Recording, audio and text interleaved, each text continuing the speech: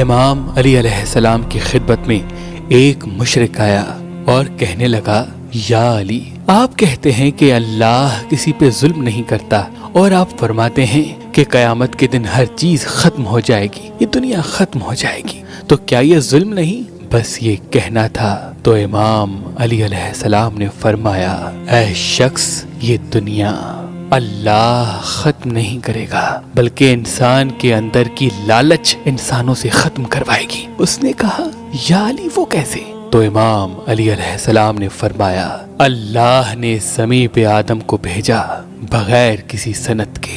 اس زمین پہ تمام انسانوں کا حق برابر برابر ہے، کوئی زمین کسی کی نہیں، یہ زمین اللہ کی ہے۔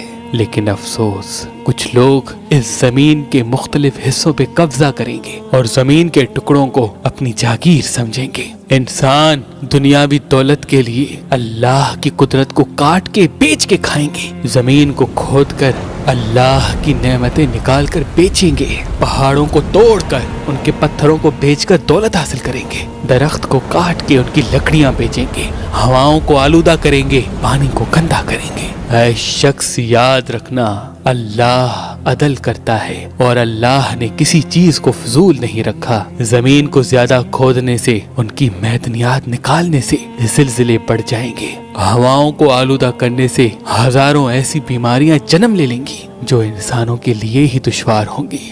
درخت کو کاٹنے سے انسان اپنی ہی صحت کو کاٹے گا، اور پانی کو آلودہ کرنے سے برسات کم برسے گی، اور یوں انسان پانی کے لیے ترسے گا۔ اور اللہ نے جو زمین کے سینوں پر پہاڑ جمائے ہوئے ہیں، یہ اس لیے ہیں تاکہ زمین قائم رہ سکے، لیکن افسوس، لوگ ان پہاڑوں کو توڑیں گے اور اسی وجہ سے زمین اپنی جگہ بدل لے گی اور وہ سورج کے قریب چلی جائے گی اور یوں جل کے ختم ہو جائے گی۔ اور پھر اللہ عدل کرے گا، انصاف کرے گا کہ اس خوبصورت زمین کو اس طرح سے تباہ کیوں کیا گیا، انسانوں پہ ظلم کیوں کیا گیا، انسانوں کے حق کو غصب کیوں کیا گیا۔ اے شخص، ظلم تو انسان کرتے ہیں اپنے آپ پہ، اللہ عدل کرے گا، اور اسی عدل کے دن کو قیامت کہتے ہیں۔ اس زمین پہ علم کو بڑھانے کے لیے اللہ نے ایک عظیم نعمت کو زمین پہ بھیجا جو نجف کی سرزمین سے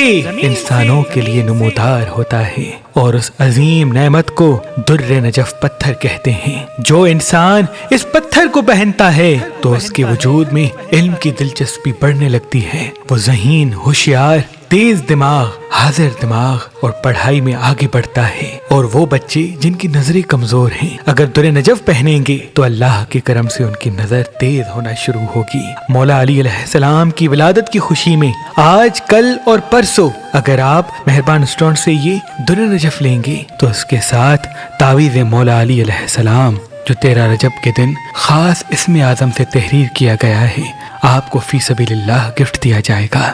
یاد رہے، یہ تعویذات محدود مقدار میں ہیں۔ اگر ہمارا نمبر آپ کو مصروف ملتا ہے تو آپ ہماری ویب سائٹ مہربانی.com پہ آئیں اور یہ در نجف حاصل کریں۔ آپ یہ در نجف پتھر ہماری اپلیکیشن جو گوگل پلے اسٹور اور آئی فون ایپ پر موجود ہے، وہاں سے بھی حاصل کر سکتے ہیں۔